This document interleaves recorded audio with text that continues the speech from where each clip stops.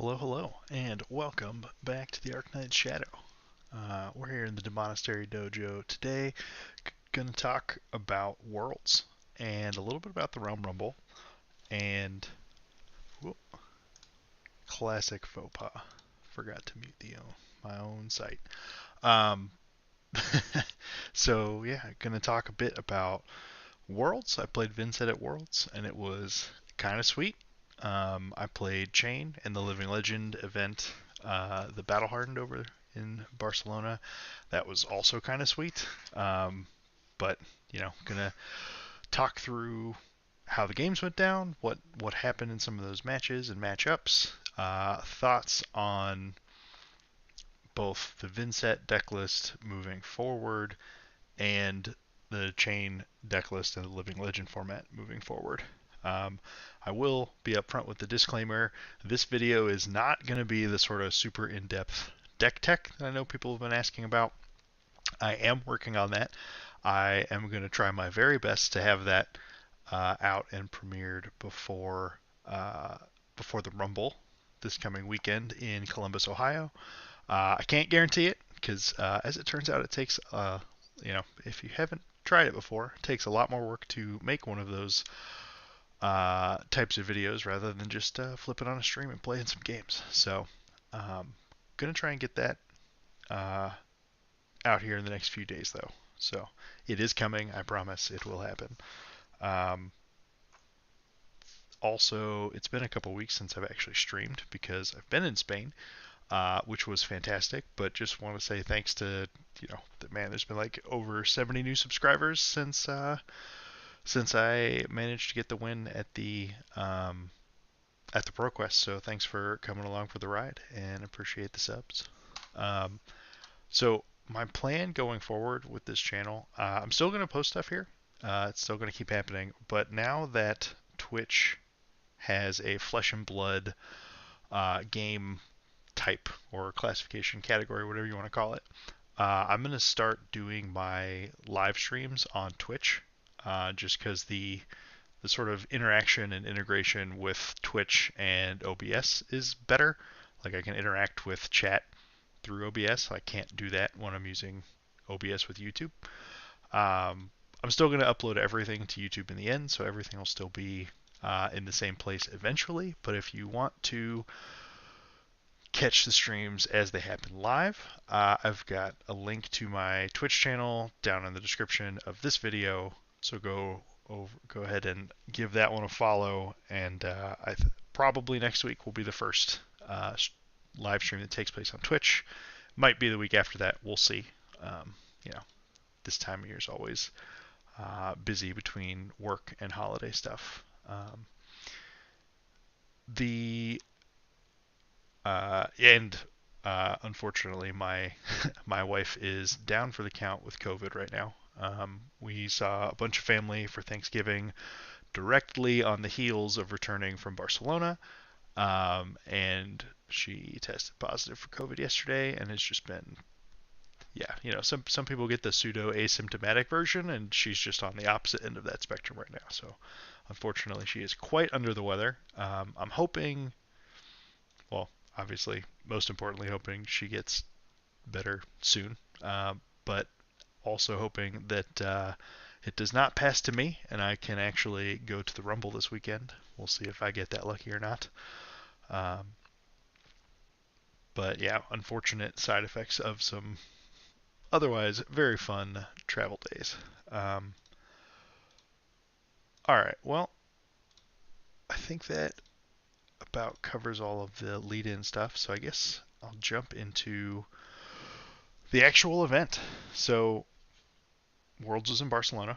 It was awesome. It was distinctly not in a tent, which was a great upgrade over last year's Worlds venue in San Jose. The games were great. Uh, the deck ran fantastically. Um, at least the main events were run pretty well. I know there were some issues with some side event stuff that things took a lot more time than they should have, but I think it's, as always, it's a learning exercise, and I anticipate next year's Worlds being even better than this one. Um, but to the deck, to the games, the things that happened. Uh, so I ended up going 3-4 in day one of Worlds and not making day two. Um, Unfortunately, a couple of those games were, within grasp, and I punted a few times and gave away games that I shouldn't have, and turned what could have been 5-2 into a 3-4 and not making the cut. So, kind of a bummer, especially since I was really looking to kind of redeem myself from Worlds last year, where I similarly had a 2-6 or 3-5 kind of day one and didn't play in day two.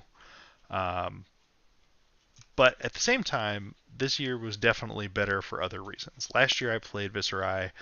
My deck had Tome of the Arknights and Sonata Arcanix, and I whiffed left and right. I know there's a miss rate on those cards. I'm willing to come to terms with that. And sometimes you run cold, but I ran hella cold for the entire weekend. And it was the worst experience because it wasn't like, oh, well, if I had simply played better, I could have won these games. It was like, I needed these luck based cards to not betray me in this moment. So I was very determined to not register anything quite like Sonata Arcanix this year. And it paid off. And the deck was solid. The deck performed well enough that my 2-2 CC performance absolutely should have been a 3-1. I got, the types of pairings you'd anticipate for this sort of event. I was the only Vynnset in Worlds, so obviously some people were not necessarily prepared for that. But I got to play 2 Dromis, an Aelia, and a Bravo. Bravo being the matchup that I would want to avoid, but given how things spread, I can't complain about seeing 1 in 4 rounds. So round 1 with this deck, lots of pregame jitters and thoughts going through your head, but always like, I was the only Vynnset at Worlds. I wanted to do her justice. I really wanted to go there and make sure it wasn't like, oh yeah, somebody shut up with Vynnset, went 0-4 and just dropped from the event and embarrassed themselves. Fortunately, that didn't happen. So round 1, I sit down and I'm paired against Fawad Omar, who I'm trying to remember which event it was, but Fawad has a major top 8 at the very least. I forget if it was Worlds last year or the Pro Tour. The events kind of blur together after a bit, but very, very strong player. Very strong Dromi player in particular. And I am kind of just delighted at this point because I brought Vynnset to this event anticipating, anticipating a bunch of Dromi, and that is a matchup that I feel extremely comfortable with and rather favored into, given the very redline nature of most of the builds. So Fuad won the die roll and chose to go first, which was definitely correct. And his opening turn was I forget exactly what it was, but it was opening turn was like pop gold, make some ash, full setup turn, and then he played out a Chromai and didn't attack me, which was also correct because snap off a popper if I have it there, and I did have it, so like sitting on the Chromai there was really good. I spent the first half of this game just trying to keep board parity. So my start was a little slower because I had my turn 0 on turn 1, and Fuad had already put a dragon into play.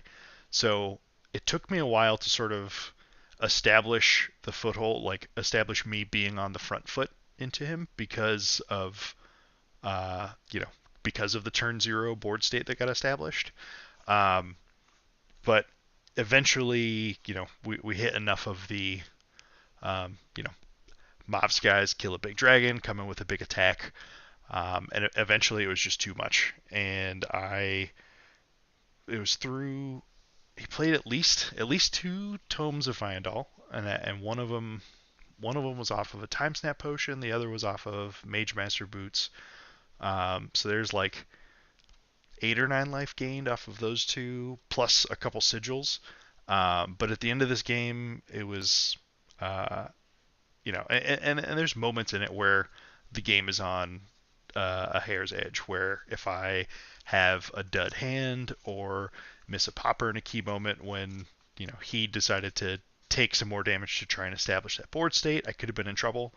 Um, but we didn't. No such luck, no such bricks. And at the end of that game, I was at 13 life still, which is a pretty comfortable place to be in that matchup and against that level of competition.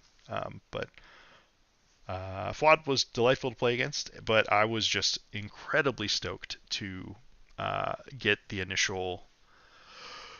first win. Right, it was just a huge uh, monkey off my back, so to speak, because I just didn't want to go to Worlds and 0-4 with Vynnset. I can't be proven everybody right. Here's the rest of the list for anyone curious. It's been available. It's been in the purple Discord for a while, so if you're here, you've probably seen it before. But the general idea was we had a few more poppers in for Dromi. We cut the blue Putrid Stirrings because they're sort of one of the cards you are least interested in actually, banishing and paying to play. And went instead for the Read the Runes to be better at setting up those bigger turns that we need to try and steal games into Bravo and some of the other slower, more controlling decks. Shadowverser was still in here. This was particularly a concession to Dromi. And that's the one card that I left Worlds with the decision of I'm gonna cut down on these, like no more than one, probably zero. And I'm still sort of working on what I want to replace them with. But this is the general deck.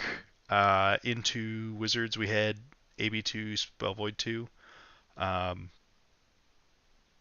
and into Fatigue decks we were on Grimoire for the Eloquence token to try and be able to turn a Read the Runes into a pseudo Revel for those big pop-off turns. And then Oblivion also, it being a blue for the Wizard matchups and a 0 for 6-ish kind of attack into the slower matchups where you're trying to set up bigger stacks of rune chants. Oblivion was just kind of a no-brainer to include at that point. So 1-0, found a Dromi, got out with the win. Round 2, paired into Aelia. A matchup that I actually don't hate and has felt pretty fine. Like not overly favored. Both decks can absolutely win it, but I'd wager to say it is pretty close to 50-50. Obviously, plenty of factors there, right? Like, are you a Vynnset that runs Pummel? How many red in the ledgers do they see really early, etc. But I played Matt Collette, who was a very, very friendly New Zealander, playing a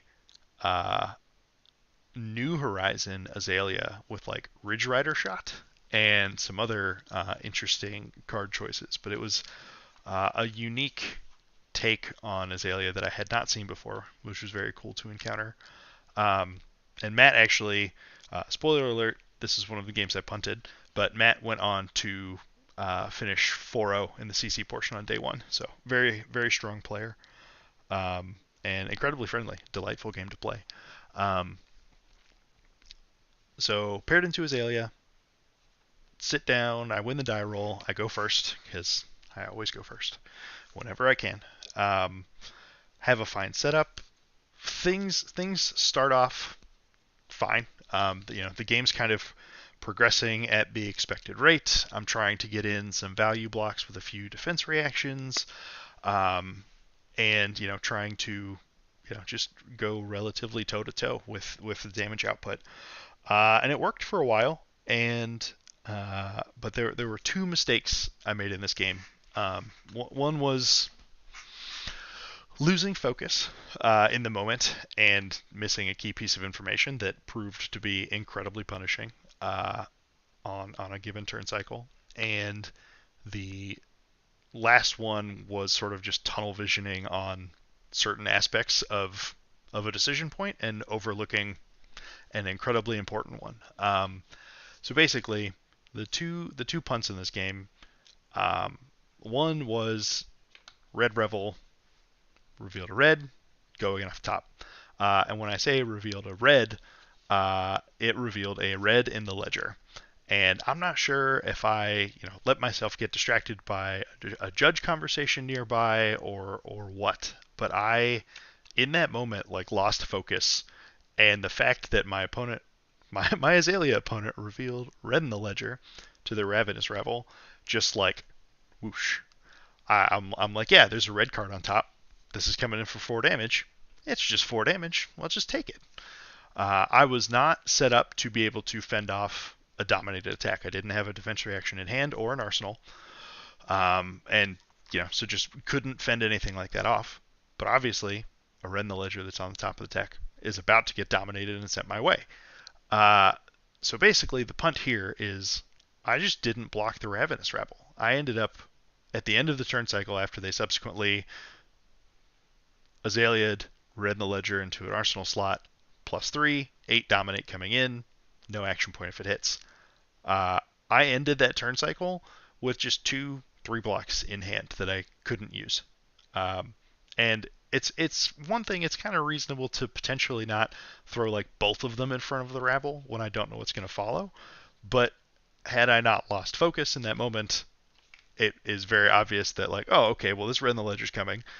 Given my setup, which is, I had attacks, I had rune chants, but I didn't have any defensive tricks waiting to actually prevent that from coming through. So I was getting red in the ledger. That was happening. And I didn't block with one of my attacks, so took 3 damage I didn't need to take. And then dominate red, comes back. I get 2 cards stranded, so I basically gave up 3 points of life for no value on that turn cycle, which proved to be the difference in the game in the long run. So the game progresses. I'm like, this stings. All right, let's fix it. Let's do better. The game progresses. We start both creeping lower and lower. There was a turn where I think that they had a very red and very 2 block heavy hand. They had to take a bunch of damage. Kind of went from like 17 to 6 on a turn cycle. I similarly, they sort of like walked me down, 22 to 19 to 15 to 9. Eventually we got to the point where it's like 3 to 4 type range, and things kept grinding down. But on a pivotal turn where I sort of baited it out isn't the right term, but my opponent was playing New Horizon, and they had not Braveforge Bracers, they had Bullseye Bracers. And they hit me with an Endless Arrow that I knew I wanted the Endless Arrow in their arsenal because they didn't have a way to give it go again on future turns. Or like I didn't care if it was in their arsenal because they couldn't give it go again. But I took a hit. They Bullseye Bracered, loaded, and fired it again. When they did Bullseye Bracers, that was them giving up their only Arcane Barrier for the remainder of the game because they weren't running Skullbone Crosswrap, they were running New Horizon. And so I took some damage there. That basically pushed me down from like, that turn cycle pushed me down from I think like 9 to 3 or 2 ish. But they gave up their AB and we're at 4. So I come back with my turn, hit him for a couple rune chants, or maybe they're at 6 at the time, but like hit him for a few rune chants. We keep trading like this for a couple turn cycles, right? The late part of the game where both players have to block with 2 to 3 cards and come back with one thing if they're lucky. And we hit a point where they found their last red in the ledger on the top of the deck. And but like their hand was a little bit gimped by the offense I played, so they fired. I was at 3, and they fired a dominated red in the ledger for 5. I didn't have any more armor that could block. I had no defensive tricks. I had 3 blocks. So I'm like, all right, obviously one of these 3 blocks is going in front of this this attack. I'll take 2 damage. I'll be at 1. But it was a dominated red in the ledger, not just any dominated arrow. Uh, and so I tanked for a bit. We were super good on time, so I went in the tank and was trying to think things through. And I, in evaluating the board and everything, I cycled back to, oh, well, Bullseye Bracers is gone. They no longer have AB. I, at the start of my turn, would go to 1 Rune Chant. They were at 2. So my hand was Read the Runes, Widespread Annihilation. Hand was Read the Runes, Widespread Destruction, Blue Phantom Wraith, and Blue Deathly Wail. So I had my choice of 3 blocks. I knew that on my turn I needed to banish Read the Runes for turn to make sure that I don't end with Blood Debt and just die, because I knew I was going to have to go to 1, and I likely wouldn't be able to clear my banish on the following turn.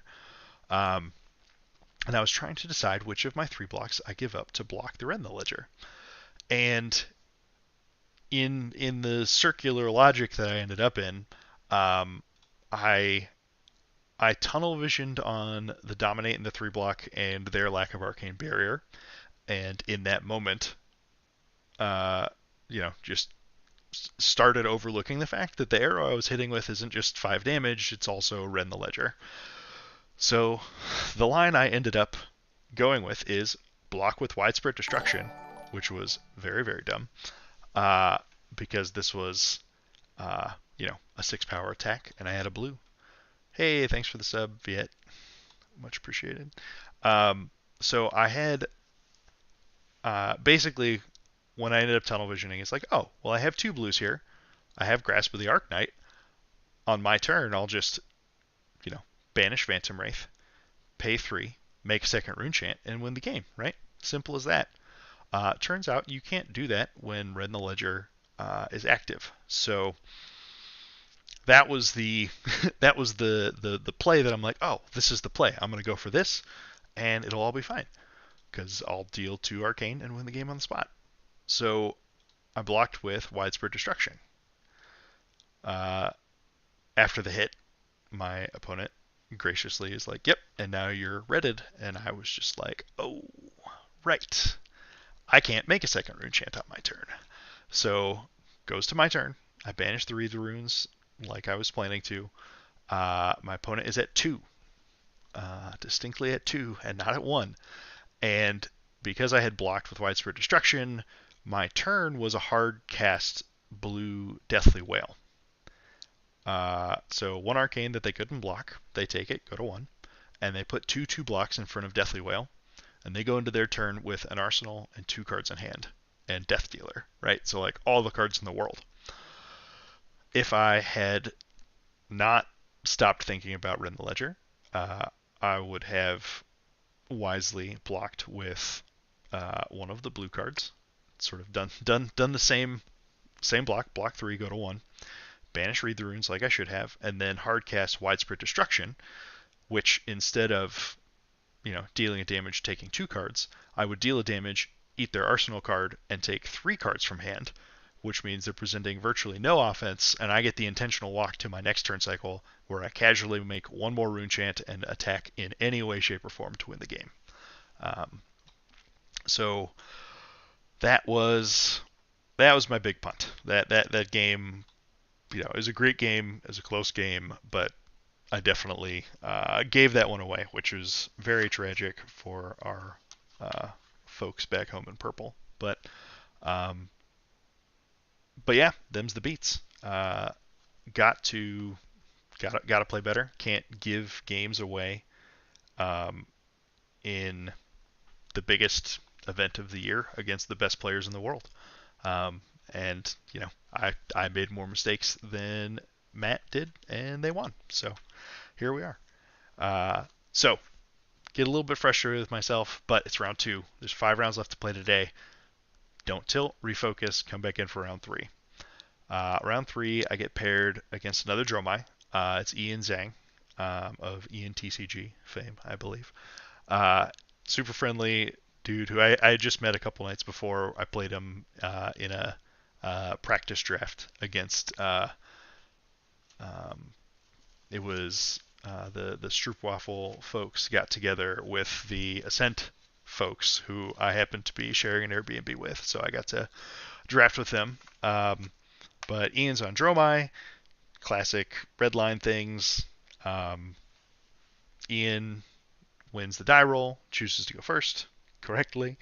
Um, and this game, whereas with the game into Fuad in round 1, where I was like struggling to find a foothold, I think Ian's build and start to the game were a little slower. I think he might have been a slightly more defensively oriented version. But anyway, you slice it, it just things didn't go great for Ian in this game. Um, I got out to a lead early and just didn't give it up. I got Spellbound Creepers to 4 counters in this game for the first time ever. I had a 27 damage turn in this game. It was just kind of a windfall in my direction. And ended that game at 12, able to close it out 2-1. I'm trying to think if there's anything else remarkable about that game, but all I have on my notes here is just that I got Creepers to 4 for the first time in my life. But no, Ian had a few really good turn cycles. There was a turn where I believe he put out Mirror Guy, Mirror Guy, Kyloria, and Passing Mirage in one turn cycle. And it kind of forced my hand. I think it forced my hand on the initial Creepers turn, or like made me use it either the first or second time. And even using the Creepers, I think I only cleared the Mirror Guy and the Passing Mirage, and I think I was forced to leave the Kyloria in play for a turn cycle, which I hate doing because that's a real easy way to just see a dragon attack for 4 and have it turn into like 12 damage when they draw 2 cards in the end. But the deck cooperated. Mavrian Skies is a hell of a card. They're not great at stopping Arcane, and I was able to come out ahead of that one. So 2-1, feeling good. Took Vynnset to Worlds, started 2-1. Good day. Round 4, my comeuppance shows up. I get paired into Donovan Van Beek, who is actually somebody I think I played at PT1. I think he was on Starvo and I was on Chane. So spiritual successors to that matchup. Donovan was on Bravo, and I was obviously on Vynnset. I lost the die roll, but Donovan had me go first. Might just be inexperienced with the matchup or just wanting to start with tempo. Both are kind of reasonable because a dominated crippling crush when I'm not about to draw back up is pretty devastating when I still have to banish a card at the start of the turn. I had a game plan for this one though. Admittedly, I should have had probably 10 more reps into this deck with this game plan than I had going into the event. And so who knows what might have been, but basically the game plan was I played full pile. I ran 71 cards in the matchup. Just put everything in the deck. I got to go first. I think I set up a Rune Blood Incantation on turn 0, and I he attacked. I blocked with a couple cards on the first turn. Came in with an early Widespread Destruction just to try and pull some cards from hand. Right, like he doesn't want to give up 10 damage and lose an arsenal. So it was just to get him on less cards in hand for a couple turn cycles. And I sort of used that attack for 10 off of one card to set me up for the next couple turn cycles. But basically, I played Incantation. I banished a Widespread Annihilation. Reduced a Rune Chant, gave me some more Rune Chants. I played at least 2 Read the Runes during this time.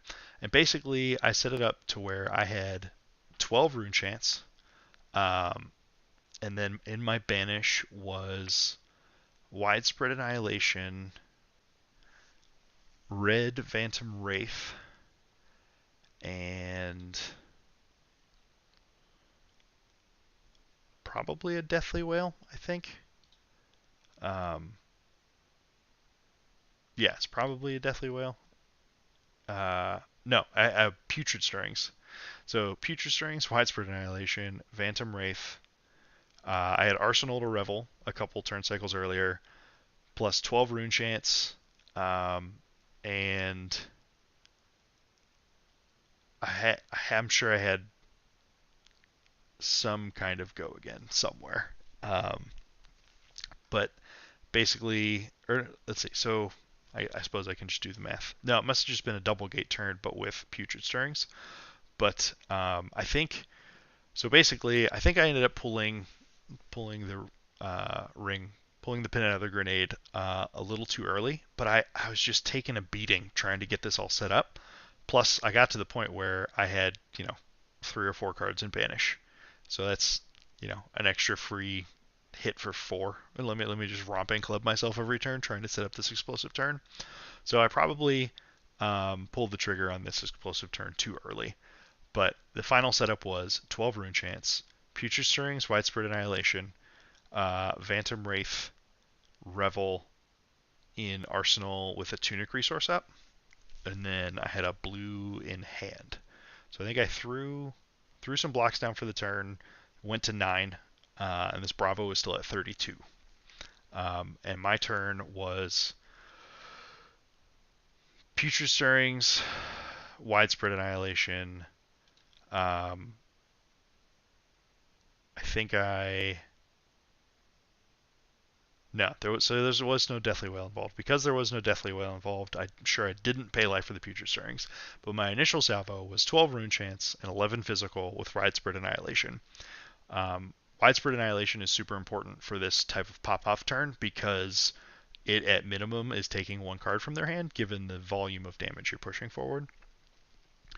And so basically, I think Donovan ended up just, throwing whole hand in front of this, stopped like about 12-ish damage, to avoid losing a card from hand. So they got the defensive value out of the card before it got taken. And then my follow up to the initial 23 damage was Revel into Phantom Wraith for another 10. So in that one turn, I leveled things out, took them from 32 to 10. And then we proceeded from that point. It was sort of just like the game reset, and we both started at, like, I was at 9, they were at 10. And I almost got there. It was I think realistically, the fact that I didn't continue waiting, and like I needed a go again, right? Like with that setup that I had, I needed like a red Mauvrion Skies or a Deathly Whale and any kind of other go again source. But the problem was just there was a couple weird hands where I was setting this up where I was blocking, taking some damage from the hits, setting up a few more rune chants on my turn, but then taking 3 at the end of my turn because I was doing this setup. And it took like 1 turn cycle too long, and I think that's what kind of forced my hand because I couldn't, I went to 9 from their attacks. I couldn't just be like, I'll do nothing again and go to 5. That's just asking to lose the game, so I knew I needed to push something. But if I had been able to, like, the ideal setup for this pop-off turn is Widespread Annihilation, um, probably a red Mob Skies ideally, Revel in Runeblood, a red Phantom Banshee. Depends on who you're playing against. Into Bravo, the Phantom Banshee is what you really, really want. But you basically want to set up this huge overwhelming attack, push a bunch of damage. Widespread Annihilation either makes them play all their defense ahead of time or takes a card from their hand so they can't block as well later. And then you pop off with Revel into potentially Mob Skies, depending on what their equipment state is at and how many cards they have in hand. If you know that you can just red mob skies and gate a red banshee and then follow up with another gate after that, absolutely do it.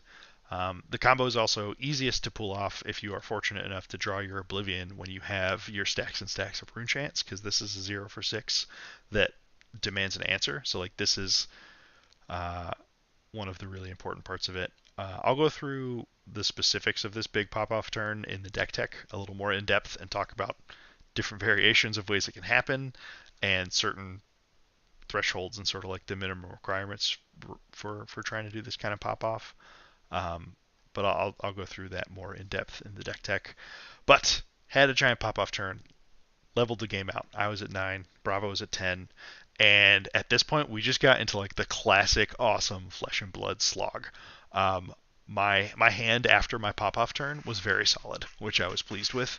So I was basically able to you know banish Deathly Whale, play envelop, pay a life, and I'm sure I had another, maybe just a blue for a second rune chant, and then tunic to envelop and Deathly Whale.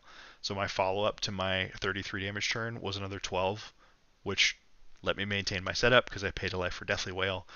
The next turn cycle is very similar. I think it was like Beseech into Deathly Whale, right? And so like things were going well for a while. I had one, not a full brick, but like a hand that just lined up a little poorly in terms of block values. But we went back and forth in that part of the game for a while, and it went better than I would have expected, given Anathos is a hell of a weapon. I run a lot of 2 blocks, and a lot of my stuff wants to hurt myself. Um, we eventually got down to I'm at 1, Bravo's at 2, and I had a turn where I got to go, like Mobs guys into Deathly Whale with Go Again. They had to give it 2 cards. Obviously, they can't let me hit and get those rune chants because they're so low. And my follow up, I couldn't flail at that point, but I had a Read the Runes in Arsenal. So I follow up with that. I think they took a rune chant on that turn, maybe to like go to 1. But either way, I ended the turn with 3 or 4 rune chants. I don't remember exactly. Either way, I had enough that I could definitely gate on the next follow-up turn. My draw up after we go to 1 to 2 is Phantom Banshee, which is great. 7's a great breakpoint. It was Banshee, Reduce, a Mob Skies. I think it was a red Mob Skies, and some arbitrary 3 block. So I had 5 regular block and a D-react. And then I had Phantom Banshee, which I was like, Banshee was my only gate. So it wasn't an arbitrary 3 block. Banshee was my only gate in my hand. So it was the only way I was attacking next turn because I was already at 1. And Donovan tanked for a little bit, ends up swinging Anathos, and is representing a pummel. I had been pummeled 1 time earlier in the game. Not shocking. It's Bravo. Bravo plays pummel. But basically, like, looked at the situation, and looked at the cards that were pitched and everything. I was trying to figure out what, there are certain times where you have to make your opponent have it. And in this instance, even though it was sort of broadcast as a pummel, I had a pair of 3 blocks and I had a reduced rune chant that would have been free. I could have completely covered it up. I could have been like, yeah, block 6 on your hammer, and when he goes for the kill with the pummel, I reduce your rune chant, and we move on with our lives. But I'm at 1. I'm out of equipment. I have no other setup defense reaction. So if I make that play to guarantee that I stay alive, like it puts me up to like 6 rune chants, which is great, but I can't present any offense, and I just give Bravo a 4-card hand to finish me off, where literally any dominate just kills me. They could dominate a 5 damage attack, and that would be lethal because I'm at 1. So, obviously there are 3 color strips of pummels, and also sometimes it's just a sigil. Sometimes they want you to think it's a pummel, and they're just like, instead I'll gain 3. So basically I decided that I needed to, for me to not just give give up and die, like the play to win versus play to not lose. I absolutely could have made sure I didn't lose that turn, and maybe I block out for several more turns after that. But like eventually, I'm just getting dominated and killed. Um, so I put my 2 block and my 3 block in front of the hammer. I played the reduce, went up to 9 block, and they had the red pummel, so I died by 1. Um, but you know that gambit was because on my turn, if I banish this Phantom Banshee, that would put me to 4 rune chance and then 7 physical off of a 1 card hand. I was going to threaten 11 with a pair of breakpoints. Like that's huge. Like that's a 1 card hand that takes 4 cards from Bravo, and that's the kind of play that I needed to win that game because that matchup is just not good. So unfortunately, my gambit did not pay off, and I ended up 2-2 in CC. But the games were great.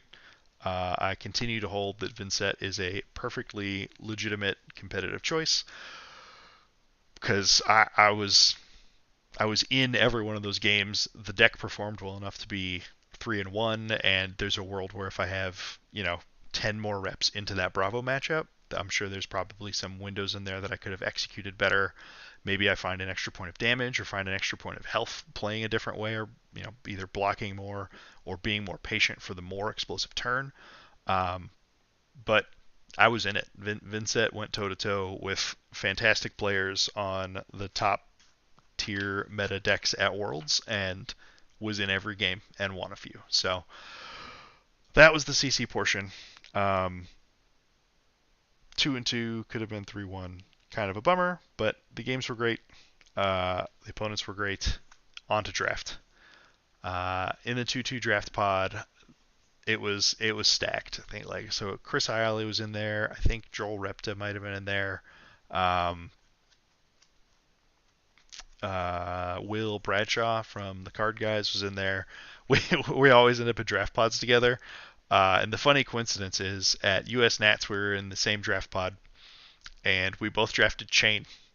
And we realized after the draft ended that there were 4 Chanes in our pod, and we each lost our first round, and then we had to fight each other in a wet noodle slap fight with Chane, where because of the risk of fatiguing and because our decks weren't strong enough to actually do well if we're banishing, we played the first 8 turns of the game and nobody made a shackle because we couldn't. Uh, hey Justin, thanks for saying hi. Yeah, the deck's great. It's been serving me quite well. I'm pretty excited to hopefully take it to the Rumble this weekend too.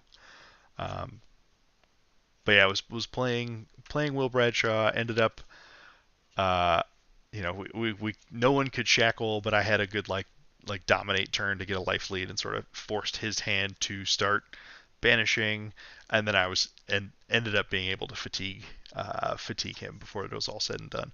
So fast forward, we're at Worlds, we're in the same pod, we're both 2-2, and we both ended up drafting Max, um, which okay, not a big deal. You can have 2 Maxes in a pod.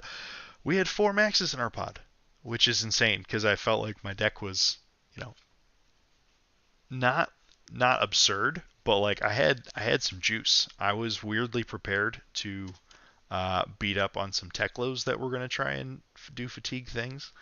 Um, I had a yellow and a red Gigawatt, a yellow and a red hydraulic press, and a red bull bar, and a couple other pumps that were yellow +3 equivalent pumps that work with the bull bar, right? So I had closing power if with this deck.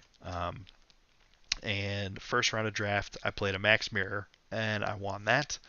Um, round 2 of draft, I get paired into Chris Ayali, who's playing Teklo. He's one of 2 Teklos in the pod, so his deck was rather strong.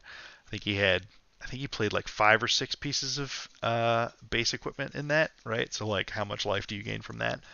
Um, Super tight game. I got him down to 1. It was 1-1 before it ended, but he was basically able to uh, decide to go to 1, and his 5 card hand he came back with was um, leveler for 3. I had to block for 3, and then 6 boosted into another 6. So like 15 damage turn. There's no planet where I block that out.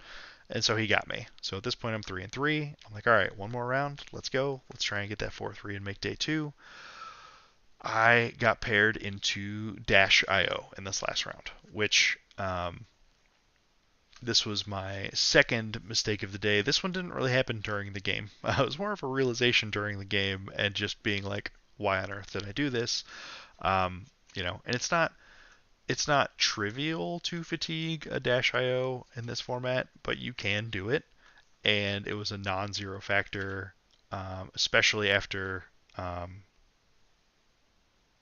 so they start with less life. They've really got a boost to push through those, to attack enough to push through those grenades. So I went in being like, oh, like my deck was good at closing out games into Teklo potentially with the overpower stuff. I did not have the really good version of Max that is like, I'm just going to toe-to-toe race a Dash IO.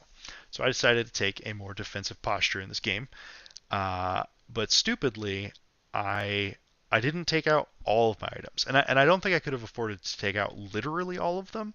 But if you go into a game being like, I think there's a reasonable chance that I'm gonna have to resort to trying to block out, staying alive long enough that they burn through the good attacks in their deck, and then when there's breathing room when they're on crappy blues, then I throw a handful of fives and sixes, and you know they're on items or they're blocking with their final attacks, and just the game is going to end that way.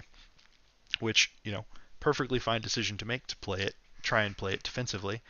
Uh,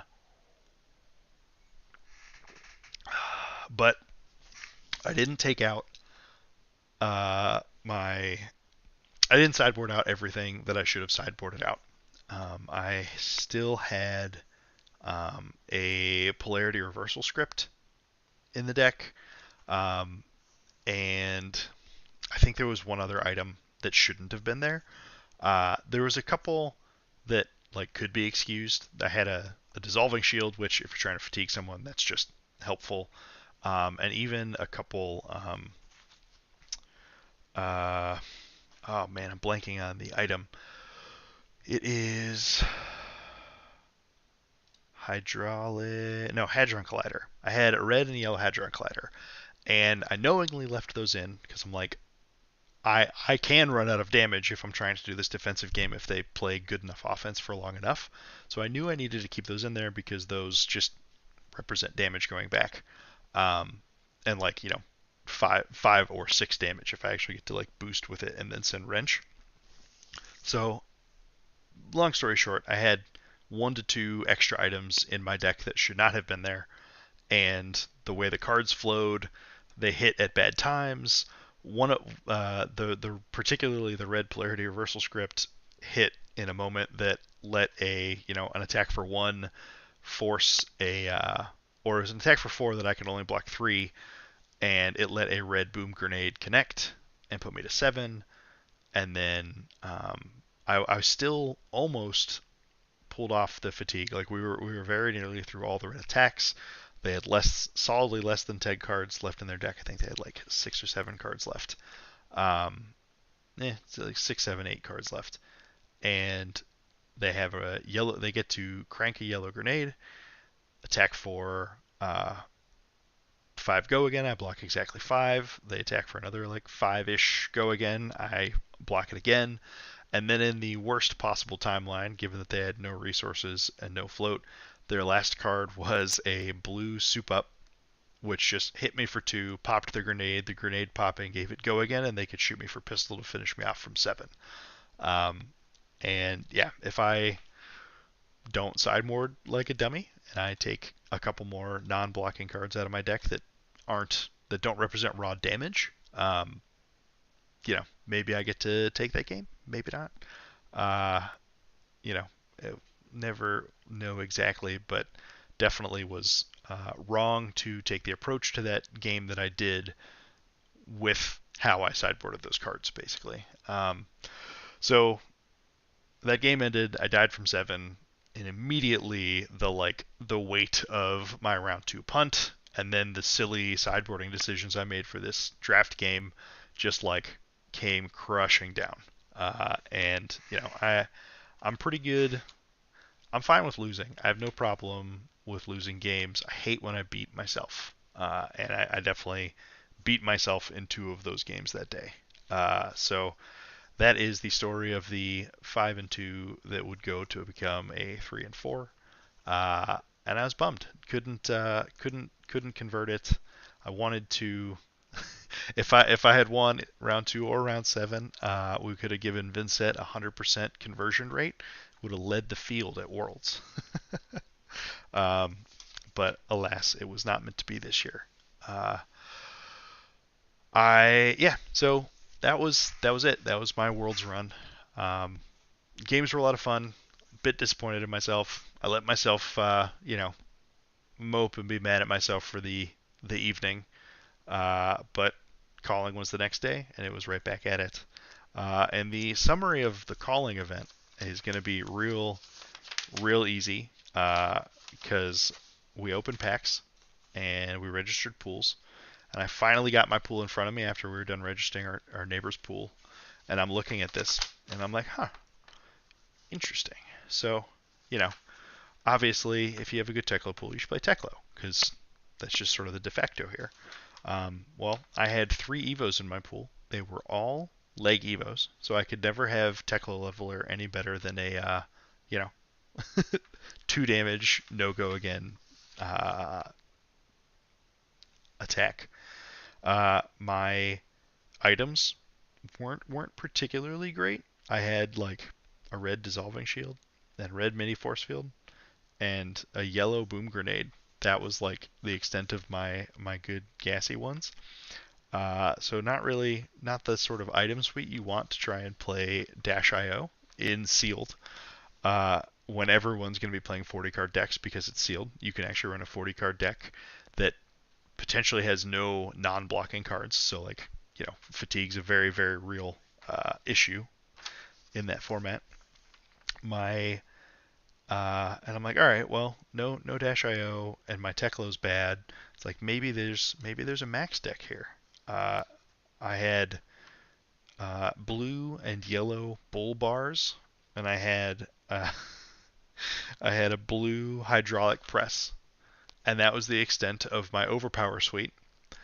Uh, and like there's a world where I still would have played the sealed pool if that was just the worst of it, but like I had no pumps. I had no pumps that would work on the hydraulic press, and the few pumps that I had, like my best pump for a bull bar was a red hadron collider, and I had one of those, and then like a yellow gas up, but I had no I had no hyperdriver for gas up to be super value. It was a sealed pool that just didn't do anything. Um, I had 35 attack actions in the deck, and 17 of them attacked for 3 or less damage. But I also had none of the payoffs that would let you be like, oh well, I boosted a 3 power attack, which card for card in deck is a bad decision when people can fatigue you. But if you're like, oh, but I follow it up with like big shot for 8, I've made my below rate attack worth it on this follow up. I had none of the payoffs. So I opened the sealed pool and registered it, and I dropped before round 1. And I went and I had a delightful brunch with my wife Yessie and a very nice person that I met named Carla. And yeah, it was a good day. I went and played side events. Ended up playing in one of the Sagrada side events. So between the World's main event, the Saturday Sagrada event that I played in, and then on Sunday I played in the final Sagrada Familia sealed event. Uh, Managed to get my set of the very lovely Sagrada sigils.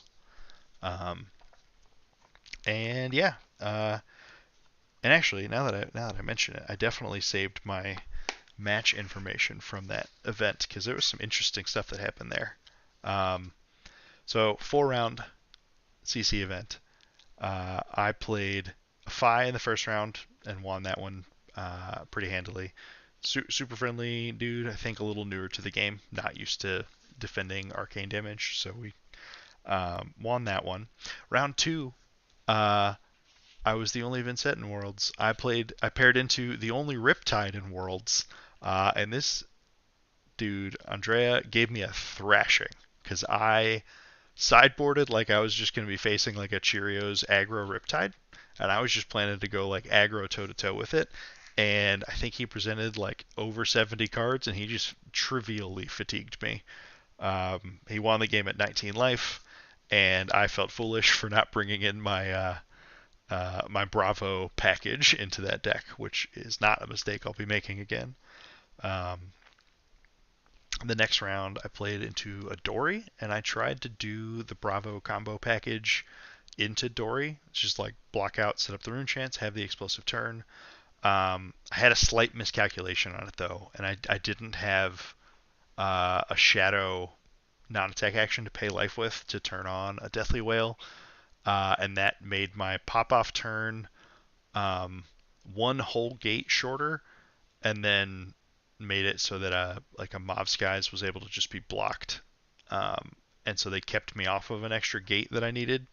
So that one was on me. That one was just a full-on like regular punt, but like Dory's offense um, is not super fast, right? Like if you're blocking, she's not just gonna like pop off and kill you instantaneously like Lexi used to be able to, and Dash IO potentially can.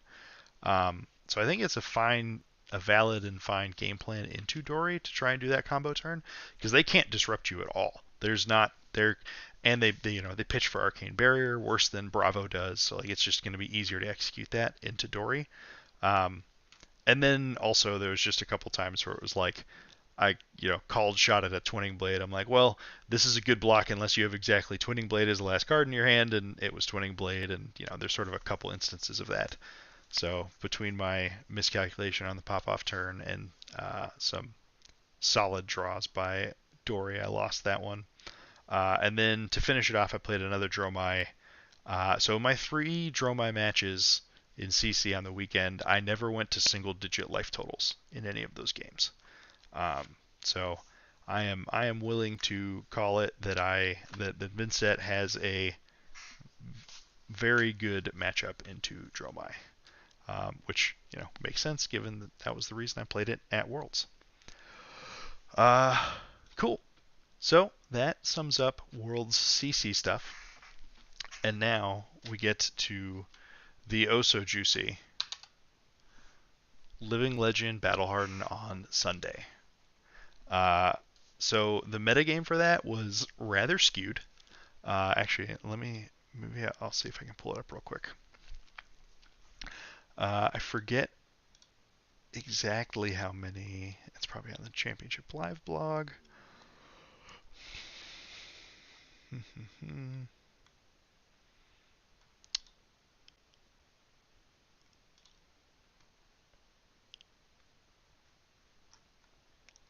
Yeah, so I'm sure everybody's seen the meme at this point that was the full 8 Starvo top 8 of the Battle Hardened. Let me see if I can find. Oh, here we go. So this was the Battle Hardened meta breakdown. So I was one of 11 Chanes. There were 12 Viserais. So collectively, the Rune Blades had a pretty solid turnout. The Prisms showed up in force. Prisms love their girl, and more importantly, is probably is the most likely pick to actually have a genuinely consistently good Starvo matchup. Um, so yeah, so pretty big event, 9 rounds of Swiss, um, and it was a bit of a bloodbath. So in the end, it was for the last round, the top 6 tables were all Starvo mirrors. There was not any other heroes in the top 6 tables. There were some prisms, and I think a Kano, and I think even an OG Bravo that I think was Kale McCreath, who just kind of put together a random Bravo deck for this. That were like near the top tables, but couldn't quite convert. I think I'm not sure if Bravo caught a prism and just couldn't do anything about it or what, and I'm not sure what ended up giving the business to Kano. But those were near the top, and I know there were a decent, there were a handful of Roomba players who went X2 and then dropped because there was a big Sagrada event. So once you were X2, you were if you were X2 prior to the last round, you were done. You weren't making top eight. So a lot of people dropped to do some of the side events. But I ended up, so round one, I played against Az from Go Again Gaming, who is one of these two Azaleas in the event. And that game was closer than I would have expected. Although I did have a like my turn one turn was pretty mopey. I think I played blue Seeds of Agony into blue Bounding Demagon with Go Again into Rosetta Thorn, and that was my that was my opening salvo. Um, but Chane doing Chane things. It was a battle over Red in the Ledger the whole time, and I finally late had a window to just eat some regular damage that wasn't Red in the Ledger, and I popped off the next turn and got the win. Um, round two, I played a Starvo, and won the die roll. Uh, went first, tried to set some shackles up and not get turn bonked turn zero for free. Um, and it was a fairly close game. It was actually so it wasn't even until like the sixth or seventh turn before the first Starvo fuse happened. But my opponent, I think the first like five turns were like Crippling Crush, Spinal Crush, Starstruck, Spinal Crush, and then one of them was like Awakening for a Starstruck, or for a Awakening for a Starstruck, and then on their turn they went Blink, free Starstruck, and then Warmonger's Diplomacy, which was pretty. That one felt pretty rude. But I did get to use my sweet sideboard. Well, not even really sideboard tech, but my tech against Warmongers. And this card was lovely all day. So this isn't the exact 80 I played. I for the event I had E-strikes in over the yellow belittles, and I regretted that immensely after like 2 rounds because the E-strikes kept being awkward. You don't want to give whole cards to do that. If I'm giving whole cards, I want it to be for something that's got some oomph to it, not just a 5 go again. Um, and so yeah, so that's the difference between this list and what I actually ran. Um, but Cryptic Crossing was great. This is such a real uh, such a real on hit effect, and the fact that you have um, Mob Skies, Shadow Puppetry, Plunder Run, Art of War, and Chain ability that all work reasonably well with like either forcing it to hit or giving it go again or buffing its power without needing to pitch beforehand, because that's the thing that messes you up, right? Like if this card uh, in Viserai, um, there's no buff that you want to play that costs 0 all the time that you can put in front of a Cryptic Crossing before you pitch for it. So that's why it doesn't get played, because you know anybody could put 6 power in front of, or 6 block in front of this and be like, this is fine. But like being able to do tricksy stuff with it is where it really can shine. Um, so I got Warmongers, and then my response was, cool. Well, Cryptic Crossing with the modes turned on, take 2 cards. What doesn't happen with 2 cards on the Sarvo? They're not fusing anything. So this card thoroughly overperformed, which makes me really happy, because even the baseline of 3 block popper and a yellow that sort of self-enables its pitching shenanigans is all good. So very excited about that. I did, despite my Starvo opponents start, so basically they weren't dominating anything, but it was devastating crush effect after devastating crush effect. So after the first 5 turns of not fused, I think the next one was a still not Starvo fused, or maybe like actual Starvo fused crippling crush, I want to say. And then the next turn was regular non Starvo fused Oakenold, right? So like it was 6 or 7 consecutive turns of power card after power card, and it wore me down. It wore through the equipment. Made my turns a little mopier because I didn't have an abundance of resources or extra cards to attack with. Um, and that game was like 2-5, but the last something got dominated and I died. But it was an interesting game. The Warmongers isn't as devastating as I feel like a lot of people think. It's certainly good, and a really like it can mess with Chane just as much as it messes with Aelia, but also there are ways to build the deck such that you can avoid it to an extent, right? Like early on, Chane anyways wants to be setting up some like Riftbind, Seeds of Agony, like late game stuff. And so, going Shackle, Cryptic Crossing, pitching a red Riftbind and a blue Seeds of Agony, that's perfectly reasonable. So you can present this on hit, and even if you do literally nothing else on the turn, you can follow up with Rosetta Thorn. So that's still it's a 3-card 8 with a really powerful on hit in Cryptic Crossing that's just very likely demands cards. Um, Next round was another Starvo. Uh, I lost the die roll. They chose to go first. They dealt me 4. I dealt them 4. This game jockeyed back and forth. Got down to 1-1 for a long time. And then on the final turn, which we had tons of time left, which was good because my last turn sequencing was not the most intuitive I've ever experienced. Um, I and I think I miss. I think I'm pretty sure that I messed up sequencing with the way that I executed it. Um, but hindsight's 2020, and I did find a line that got me the guaranteed kill. Um, so I had an Art of War in hand, but I didn't have something I could banish. So like Art of War was just going to be resources on the turn. I had a Ghostly Visit and a Ghostly Visit and an Unhallowed Rites and a yellow Seeds of Agony, but they had a card for Crown of Seeds. They were at, I think they were at, I forget if they were at 1 or 2 in that moment. They're probably just, uh, yeah. Basically, it came down to I had to find a line that let me swing with Rosetta Thorn and still have the resources to um, invert existence. And I can't mentally restructure the way things were at the time to figure out why that was a challenge, but in the moment it certainly was.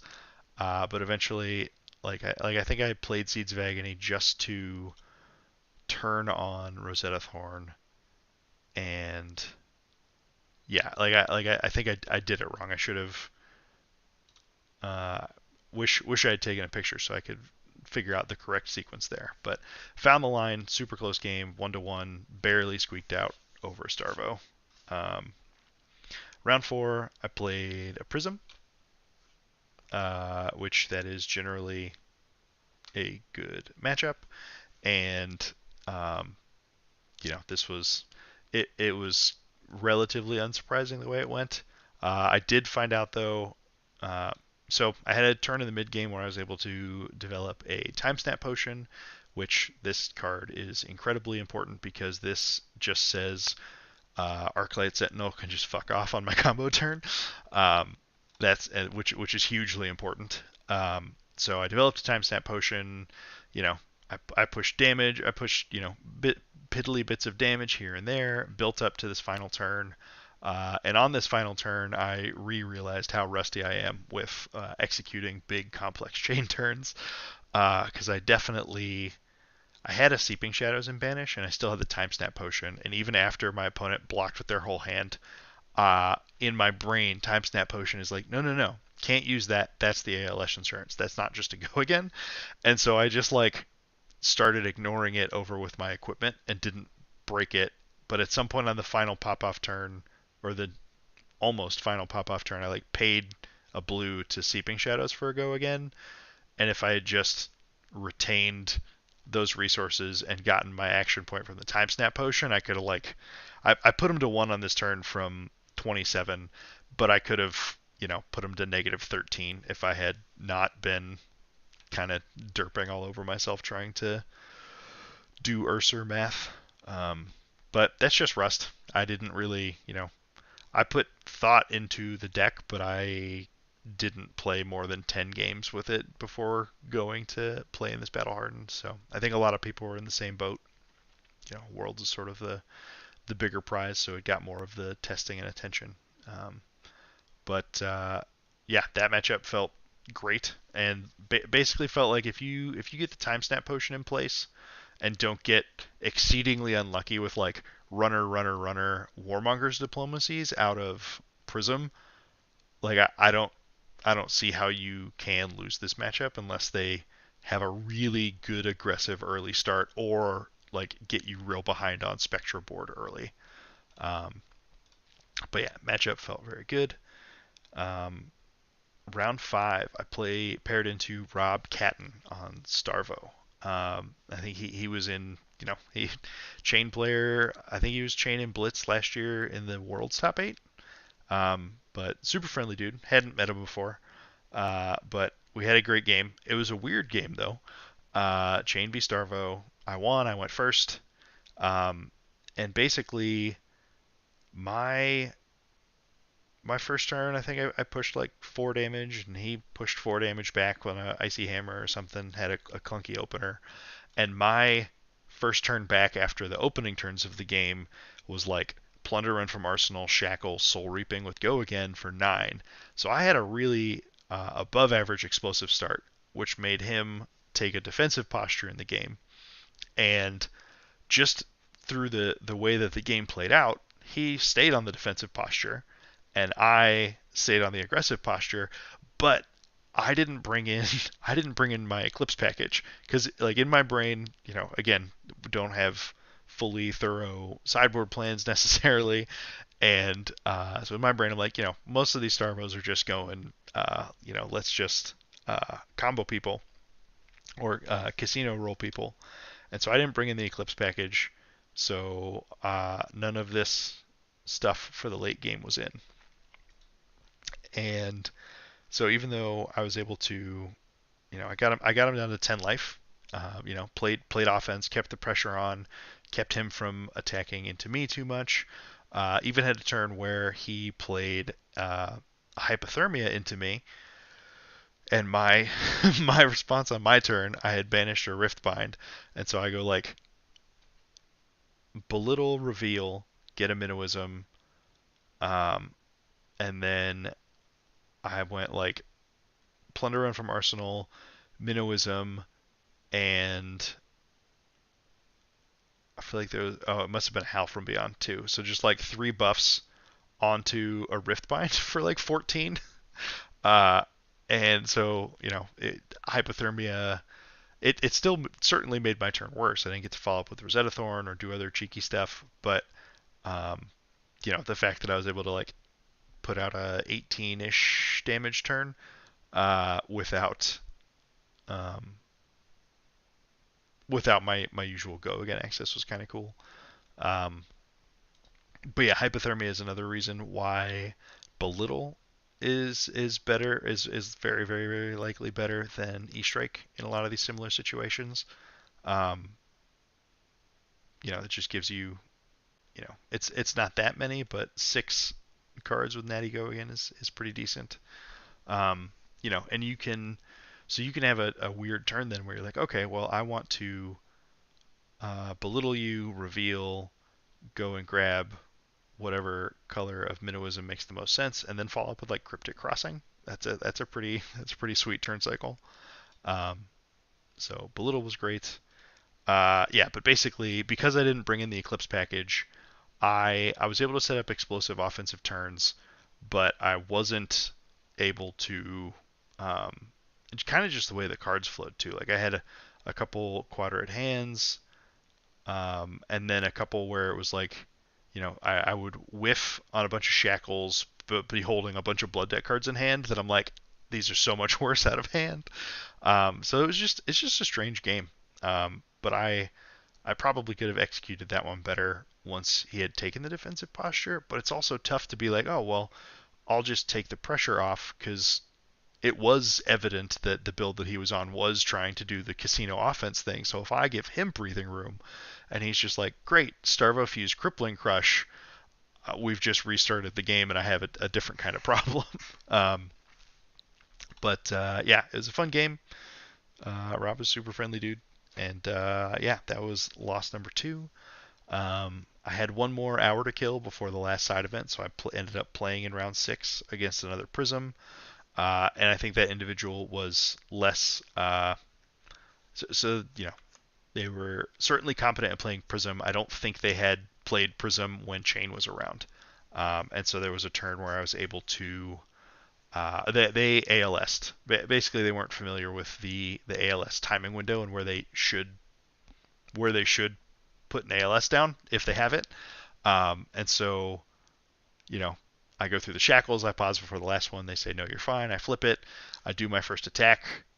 Um, I think I just like shackle soul reaping, or no, it might have just been like belittle. But I do some attack with go again, and they're like, okay, I think this is where I want to do this, and they threw it on ALS, and I had the cards in the banish that I was just able to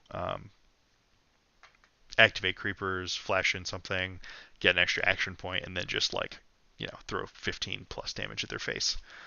So won that one fairly handily. But yeah, so I was 4-2 at that point. Got by 2 Starvos, um, and ended up dropping to go and play in the final Sagrada Familia sealed event, which was pretty fun. My deck was bad again. No, my deck was okay. My deck was better than my record would indicate, but it doesn't really matter because I got the tickets I needed to get. Well, the truest tragedy of the weekend is I got the tickets I needed to get a Cold Foil Rune Chant approximately 2 hours after they announced that all of the Rune Chants had been sold out again for the second time after they did a restock. So no Cold Foil Rune Chant for me, but um, I did get a Cold Foil Spectral Shield. So money, it's very pretty. Uh, but yeah, so that was my Worlds weekend. Those were the events and games. Overall, I think the Chane deck is in. So I think the biggest thing holding Chane back in the Starvo matchup um, isn't necessarily like, oh, well, he's just completely outclassed or you can't beat Warmongers to save your life. I think the first thing that I would like to see changed is Awakening. I think that's the card that, is whatever. Oh, hey, Florian, how's it going? I think Awakening being whatever card they need it to be, right? Like if it's Pulverize and you're like, okay, I'm playing an aggro deck, and they're like, great, I will casually, I'll take some damage, get a 10-point life deficit, and then here's my 2-card Pulverize. So it's just a 2-card 18 value, which is uh, generally unacceptably good in this game. I think that's in a world of Living Legend being unfair things, I think that is the most problematic unfair thing, just because it negates the avenue of play that most other heroes have into trying to beat Starvo, which is, well, I should be aggressive and try and take cards from you or punish you from trying to hold cards to fuse on me. Um, but that said, even with and I don't think Warmonger should be acted upon, weirdly, which probably sounds very strange being a Chane player. But I think if Warmongers goes, then every other deck that isn't Ice loses their one bastion of defense to not just completely fold to the Riftbind, Seeds of Agony, Howl from Beyond Chane late game that is just off of you can save one blue card in hand and go to 1, and then you rip seeds, like 4 seeds, a couple Riftbinds, and you can just go to town. You can just be like, great, let me just Riftbind you here, and I'll flash in a second seeds, Riftbind you again, and I have Shackle, so I can Rosetta Thorn you. You can just pull like a 25 damage turn out of your butt for 1 blue, which is crazy. And I think Warmongers is probably too important at keeping that in check to actually take it out of the format. Um, or rather, I guess if they do, I just wouldn't be surprised to see more more bans. If they get rid of Warmongers, then you probably have to hit Seeds for the sake of every other deck not falling super far behind. Um, so when they do something, I hope the first something they do is just ban Awakening. Uh, it's That's probably the place I'd like to see them start. That gives some other decks a little more chance to take them on, but yeah, Starvo is no joke. Deck is very very strong. Um, Other ideas too. So it sort of depends on what sort of disruption you most expect to be facing. when when it's Starvo, it's obviously our worst nightmare because they have both Warmongers and Hypothermia. But if we ever get to a point where uh, where it's a little less ice disruption and a little more everybody's running Warmongers we have to worry about. Looking for a scrap is a card I'm very interested in.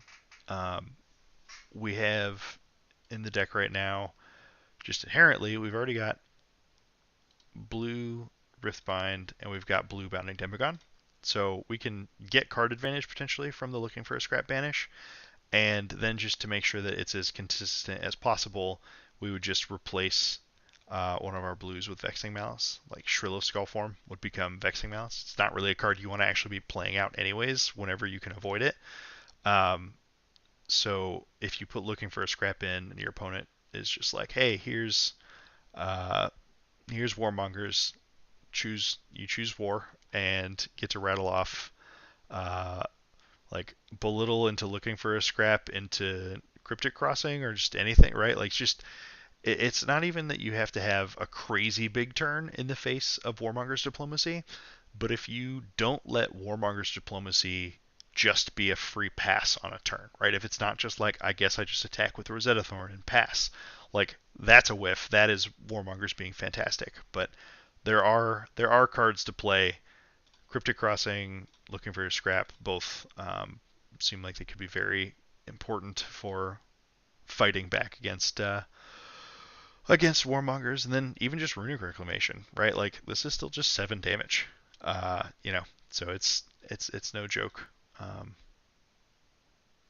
so I think Warmongers is probably not the biggest problem for this deck. I feel like the biggest problem for this deck is certainly Awakening. Yeah, Florian, I'm not sure what they're gonna do about Skeletor because it's in such a weird spot. I don't think it doesn't feel like Viscerai can hang in the format without it. But now, like it's one thing if it was still just, oh, Sonata Arcanix exists, maybe we just restrict Sonata or ban Sonata from the format and let Viscerai play with Skeletor. But now you have two different Sonatas, and they both can do absurd things with Skeletor specifically. Like lessons from Magic the Gathering are you ban the enablers, not the payoffs. The payoffs, there's always going to be other payoffs. There's always a next best payoff, but the next best enabler is usually a lot, or is usually significantly worse at doing the unfair thing you're trying to do.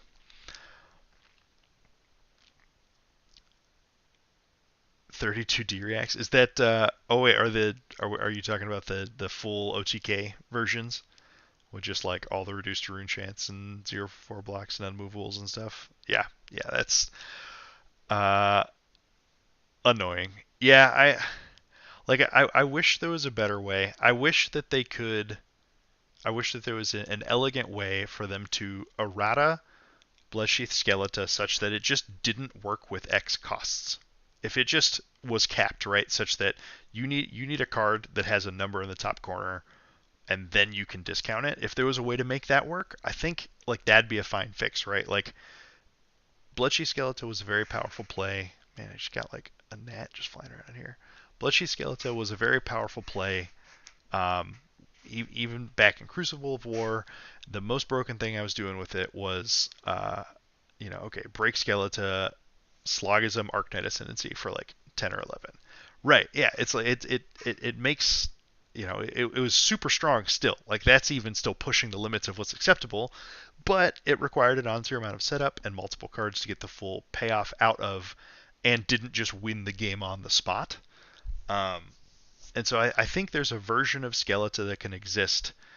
I think it just can't function with X cards, with X cost cards, the way that OG Skeleton does. So I wouldn't be shocked to someday get you know, a fixed Skeleton in that way, shape, or form, right? Like it could be, it'll probably be worse. It probably won't be Temper 2, because I think that's part of why Skeleton is so insane. But if it was like a Battle Worn 1, Battle Worn 1 chest equipment with the Skeleton text, but instead of the yeah, just the slightly altered Skeleton ability, I think that'd be pretty cool.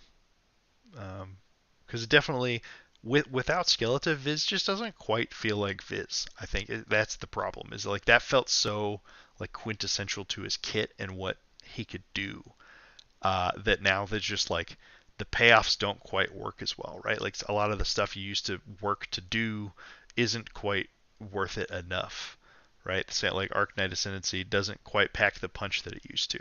Cards should potentially have 6 power, if only for the demon like theming, right? Then it'd be a 6 power, 6 cost card. But I digress. This stream isn't about Viscerai, even though he's cool. But those OTK decks are kind of meh. Um, but yeah, Skeleton is crazy. It was even in the Chane deck here. It was my so obviously the meta is not quite refined enough for me to feel really confident about who's going to try and fatigue me and who's not. But if I ever ran into an opponent that I'm like, if I got paired into an Oldhim,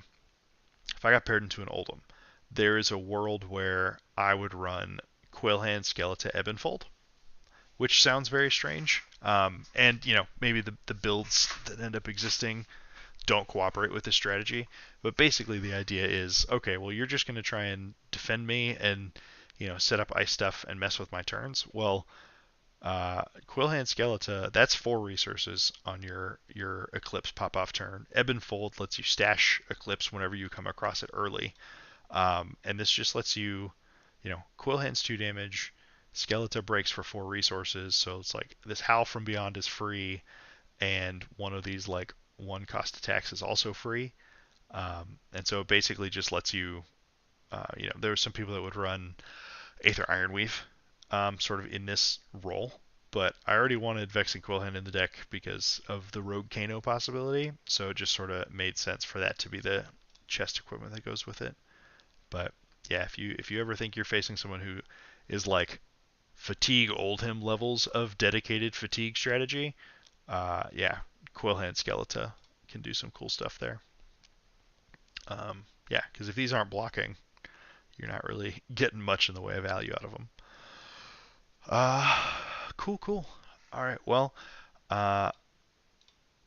thanks for hanging out, everyone. I think I'm gonna call it a night here. I know this is a bit of a shorter stream than usual, and I know I haven't done gameplay in a couple weeks. I promise that's coming back. But I need to go make some soup for my sickly wife, who is currently laid up in bed. Um, and yeah, and on top of that, I also need to finish the deck tech that I have promised people. So, got to get that done. And just a reminder for anyone who wasn't here when it started, I'm not sure if it's going to start specifically next week or just sometime in December, but I am going to be switching it up so that over on Twitch is where I'm going to be doing the live streaming going forward, just because it works a little bit better with OBS interactions. So if you want to go ahead and give the Arcanite Shadow a follow over on Twitch, that would be super sweet. The fact that they have a fab category now is kind of awesome. So gonna move over there and hopefully help more people find the game, and find streamers they want to see. So I'll still be bringing the videos over here, so you won't miss out if you don't feel like coming to Twitch. But if you really want to hang out while the live show happens, then go ahead and give that a follow. The new Arachne specialization is, I think it's good. I don't think it's it's the kind of specialization I like to see added to the game. I don't it's not like singularly game breaking, but it certainly has potential. Um, it is how I view it. Here, I guess I can pull it up too.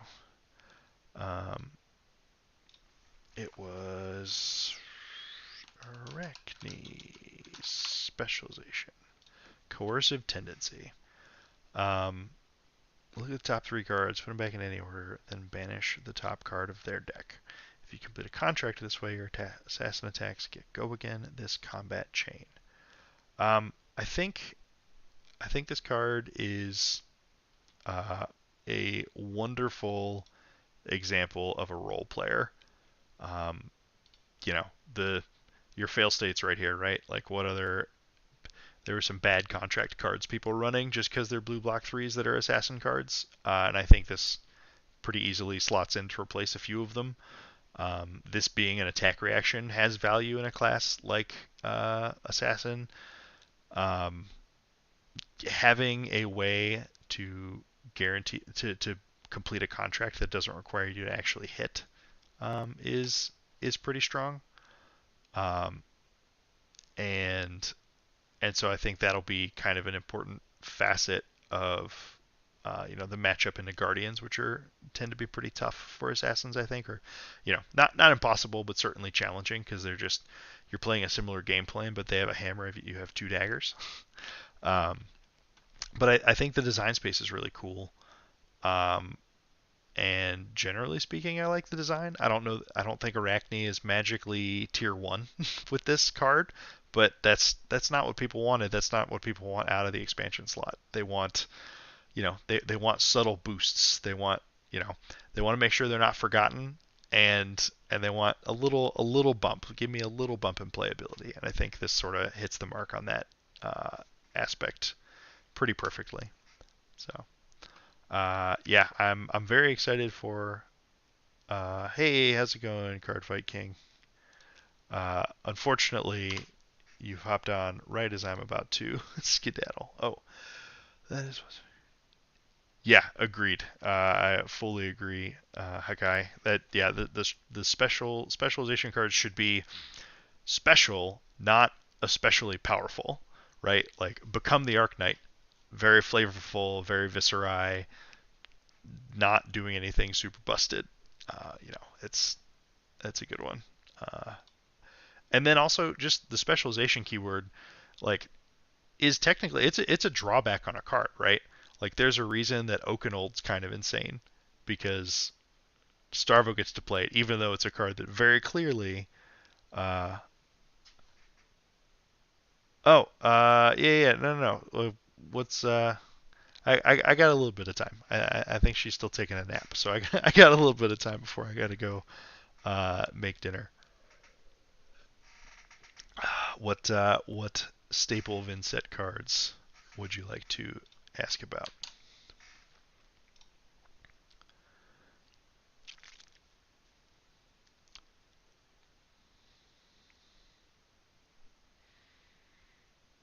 Hmm.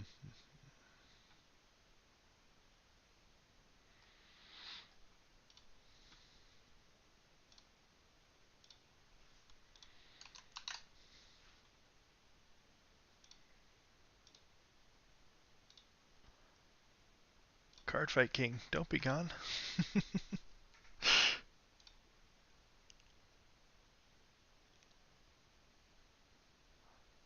um, for Vynnset, yeah. So for Vynnset, the few cards that are gonna be different for this weekend, um,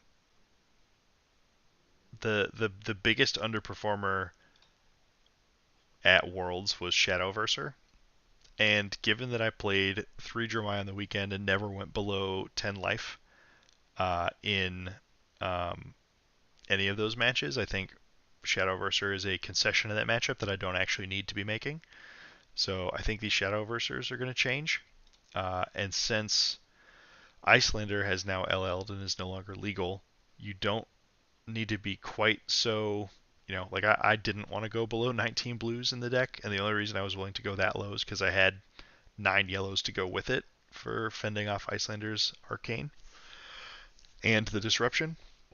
But now that she's gone, I think you can shave a few more blues. I probably won't go lower than 18 just from a ratios standpoint when I want to bring in like full pile into Bravo.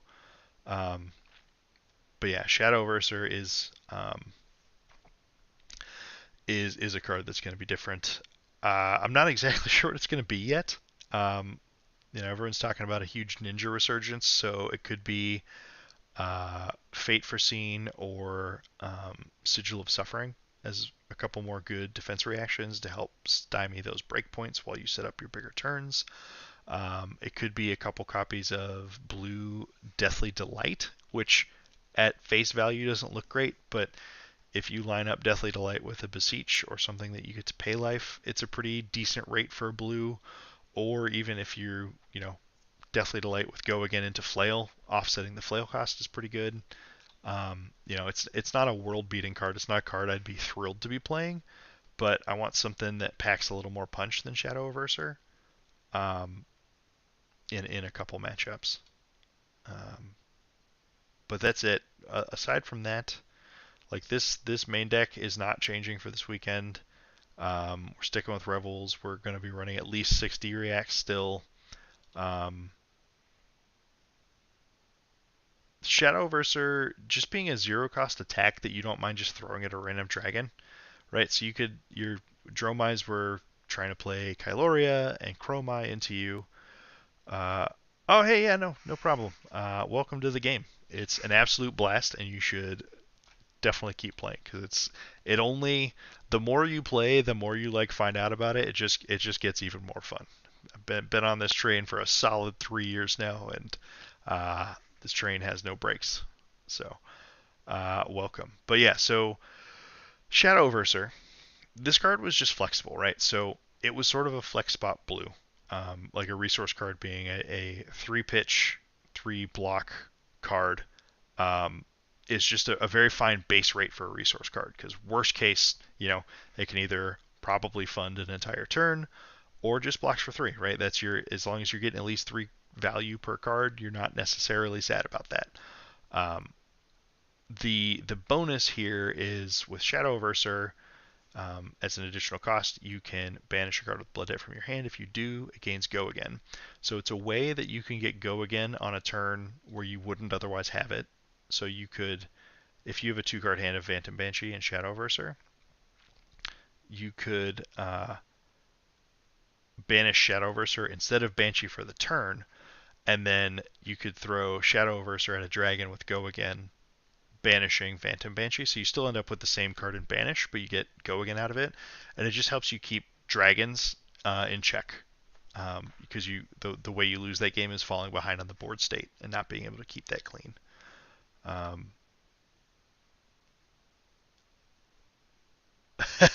yeah, uh, Rodolph, that's a rough one. I definitely every once in a while you're like, cool, just give me not even a hand of like all 3 blocks, but you're like, give me a hand that's like 2 3 blocks and I'll make it work. And you just draw up and you're just like, ooh, all of these block for 2. This is a problem. Uh, but that's it. That's the Vynnset life. We're here for a good time, not a long time, and we're gonna hurt ourselves a bit along the way. Sometimes that involves drawing a bunch of 2 blocks. Um, but yeah, so Hakai. So changes to the main deck. There aren't going to be any for this weekend. This is all locked in. Um, Putrid Strings are pretty locked in. I think they're necessary for the Fatigue Year matchups. They are sort of like getting a gate with Go Again. So like Widespread and Putrid together are real nice. And yeah, so the only cards that are potentially shifting for this weekend, um, if I want to fully disrespect Kano, Vexing Quill Hand goes. But ironically, the card that could replace this is Dietic Carapace, because there's a world where you want that potentially for the Ninja matchup. I don't know. I don't know if I want that over necessarily just another defense reaction, like because Tunic's very very good. Um, But yeah, so Quillhand is potentially on the chopping block with Icelander gone. Carapace could come back in that slot, or it could just be a defense reaction for the ninjas. Um, Shadow Reversers are all going to be gone. Currently, if I had to guess, I'd say it's probably going to be like 2 blue Deathly Delights and a 7th defense reaction that is either Fate Foreseen or Sigil of Suffering. Um, and uh, Ebonfold, at this point, it would be there literally just for Kano, but there's like no other card that affects a singular matchup as much as having a copy of Ebonfold in this deck does for making the Kano matchup good. Um, so I think it'll stay. I'm currently leaning towards Quillhand just becoming Carapace, so I still have a really nice Kano armor package. Um, and then I'll just change out the few other cards, like I mentioned, and pretty much run it back because again the deck ran well enough at the World Championship that I could have ended CC at 3-1 if it was not for my own boneheaded punts. So don't don't let anybody tell you that this deck can't hang because it absolutely can. Um, cool. All right. Well, any other questions about specific cards or anything before I sign off? I do promise that after I finish streaming for today, I'm going to be working on the deck tech video. So we will get a full deck tech. It's going to talk about play lines and card choices and explain things like why Deathly Whale is the most important card in the deck and how to play into certain kinds of matchups, that sort of thing. Uh, Banshee is more poppers into Dromi, and the breakpoint of 7 is actually weirdly huge. If you're playing into Phi, it's it's it's not uncommon for you to be like, okay, well, banish Deathly Whale for the turn, play a Mavrian Skies, and send like 6 with Go Again. 6 with Go Again, they can give you 2/2 blocks and an armor. They can give you a pair of 3 blocks, and they just block it out, and that's not a big deal. But if you put a red Mavrian Skies on a 7 power attack, it makes the math of it so much harder for them to beat you out on. Like Phantom Banshee, the reason Phantom Banshee is worth it is the same reason why, like, if I could replace Mavrian Skies with more copies of Shadow Puppetry, I absolutely would. Because I mean, maybe not over literally all of them, but Shadow Puppetry giving +1 on the damage is huge. Every attack in this main deck is for 4, 5, or 6. And so turning your 6s into 7s and increasing the chances that you're going to connect on one of your widespread cards or hit for a point with Deathly Whale without having to necessarily pay life, that all has good value. Why not CNC in the sideboard? I don't think CNC. No problem, no problem. I don't. I just haven't felt like I needed it.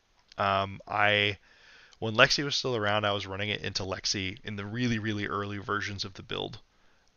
Eventually, um, I didn't feel like it mattered enough. Basically, I cast CNC at Lexi enough times that where they followed up with and then 3 of a kind and I'll still play a 4-card hand, and I was just like, this sucks. I wasn't doing anything unfair with it.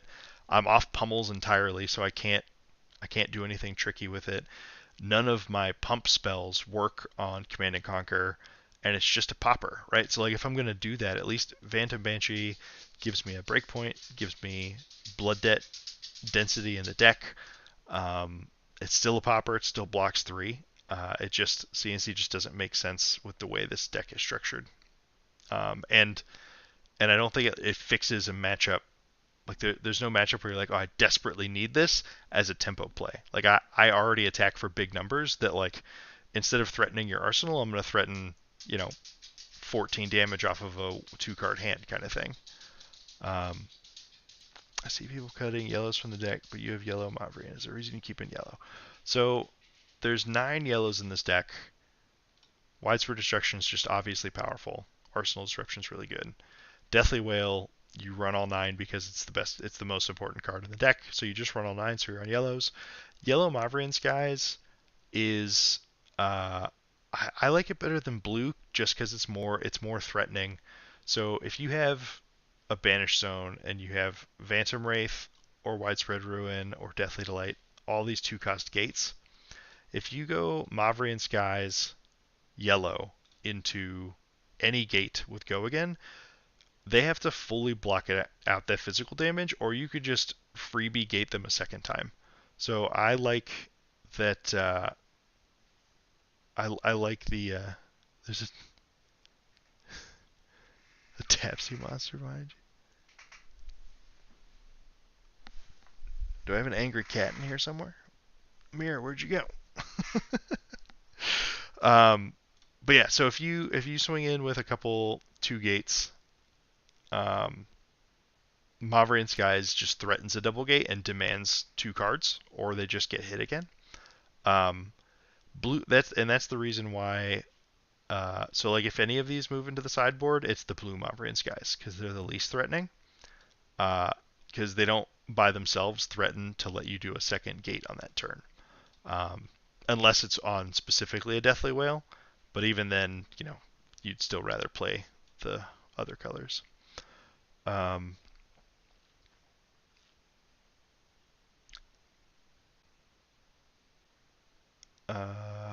Yellow Envelope. Yellow Envelop in Darkness. It's it's just another 2 block. I basically gave up the Yellow Envelops in Darkness to play the Beseech the Demigons. These are easier to do creepers tricks with. They're just more damage.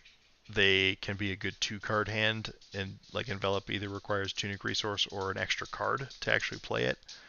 Um, so that's why no Yellow Envelop. Um, somebody did don't use Arsenal. That is very true. Uh, Hi Pickle. Yes, buddy. I'll let you out in a minute. Man, the Quill Hand thing. I can't. I don't.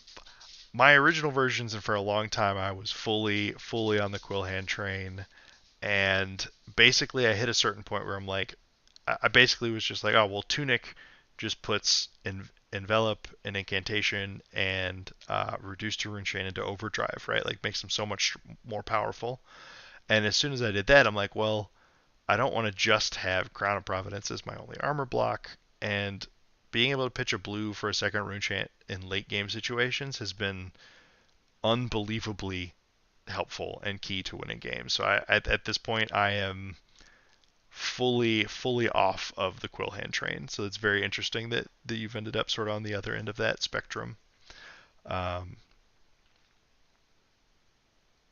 oh, okay, yeah. So the reason that people tend to cut yellows um, is so it's more of an efficiency game, I guess, right? So in this deck, uh, I only have, let's see, Envelop in Darkness costs 1, Runeblood Incantation costs 1. Ideally, if the game's going well, I don't actually pitch cards to play these. They just line up with Fyendal Spring Tunic, and I can not have to pitch an entire card to play them out. Um, from a like optimization of your hand standpoint, if you are going to pay for it, right? Let's say I have a hand that is, trying to think of a good example. If I have 2 copies, nah, that's not a great one either. Let's go with, let's say I have a Putrid Stirrings in Banish. This card actually just costs 3. Um, and any of my blues, I can just turn 3 resources here into +5 damage on an attack. But if the card in hand is a yellow Mob Skies, and if it's a card I need to be pitching, it's not the best to play or to pitch. And some cards are good enough that that's just okay. I like yellow Mavrian Skies is a perfectly reasonable card to play. But it's the same reason why, like, and the damage types or the damage thresholds matter also, right? It's the same reason why uh, you are willing to play something like I'll play red Phantom Wraith, and even blue Phantom Wraith is okay because it's still 4 power. Um, but basically, the reason people tend to avoid yellows is that they're not the best on either end of the spectrum. Like for you to want the yellows of a given card, either it needs to be like a majestic that just only comes in yellow and is powerful, or a card like Deathly Whale, which Deathly Whale is just the linchpin of the whole strategy, because it's the easiest way to make sure you're chaining Rune Chants turn to turn. And so it has an effect that is so important to our strategy that even though yellow doesn't pitch or attack for the best amounts available, it's still just we play it anyways. Um, yeah, and this deck is not a great example of why people tend to avoid yellows. So actually, let me go back to the Chane list. Um, so with Chane, so many of these cards cost 0. In this entire deck, Art of War costs 1. Belittles and several of these attacks cost 1 resource apiece. Shrill costs 2, but is never a card we're actually looking to play. It's a resource card and a blocking card. Soul Reaping technically costs 6, but realistically costs 0 and gives you resources. So like the curve of this deck is really, really low. So the way this plays out with Chane, you accrue your Soul Shackles turn to turn. And let me get it. Soul Shackle. Yeah. Beginning of your action phase, you banish top card of your deck. You accrue more of these as the game goes. You go 8 turns in, and you're like, cool, 9th turn, I'm going to banish 8 cards from my deck. Well, you specifically try and set it up so that you banish like cards like Seeds of Agony. That's a card you can play from banish. And, you know, Riftbind, like you set up this big turn where you banish like, 7 or 8 cards that you can play and have a big explosive late game turn. And because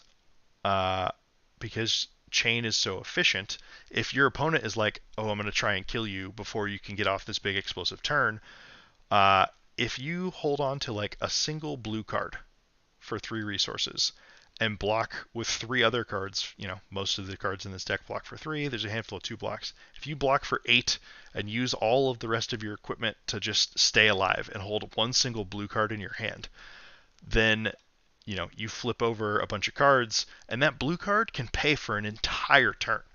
Whereas, like, if you had a yellow, maybe let's pretend that we whiff Shackles. We don't even have a good end game set up, but let's say really late, and I flip a Howl from Beyond that costs 2, and a Bounding Demagon. If I have a yellow Riftbind in hand, or a yellow Minnowism, or any of these yellow cards, I can pay for Howl, and I can make a Shackle, and I can swing Bounding Demagon for 7 with Go Again.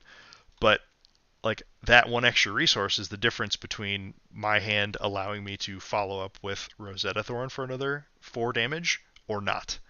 So it's a turn to turn optimizing thing that is the reason that most people don't run many yellows in decks. So this is a similar situation though, right? So Belittle is very, very good in red. It is only marginally worse in yellow, and it's an effect that you want plenty of because it's a consistency tool, so you're willing to run the yellows because it's still, this is 2 damage, and it can either give you +2 resources or 3 more damage on that same turn. Similarly, Art of War is just insanely powerful. Seeds of Agony, this is the other end of the spectrum, where if we could run more blue Seeds of Agony, we would, because it makes for a great resource card to pitch, because you want to stack them on the bottom of your deck and flip a bunch of them on the last turn of the game, so that you can be like, I will play 5 copies of Seeds of Agony, make a Shackle, Bounding Demagon, trigger all of them, so like 6 Arcane, 4 damage with Go Again, and then follow up with like Riftbind for 10, kind of thing. So this is a really great sort of juxtaposition here. So here we want yellow Belittles because realistically we wish they were more red Belittles, and here we want yellow Seeds of Agony because realistically we wish they were more blue Seeds of Agony. And yeah, and it's really just a maximizing your resources and your hand economy turn to turn reasoning. Or very specific instances, right? I have one yellow Seeping Shadows in my sideboard, and the reason it's a yellow and not a blue is because the yellow lets me add this buff to a 1 cost attack. The blue only lets me add the buff to a 0 cost attack. And currently, this version of the deck only has 9 total 0 cost attacks in it. So, like, I just don't want to be caught in the awkward situation where it's really late game. I flip this for a big pop off turn, and then I don't have a target that I can give go again. So that's why I'm like, all right, I'll take a slightly worse pitch to make sure that I like definitely have things to hit with it on the final turn of the game.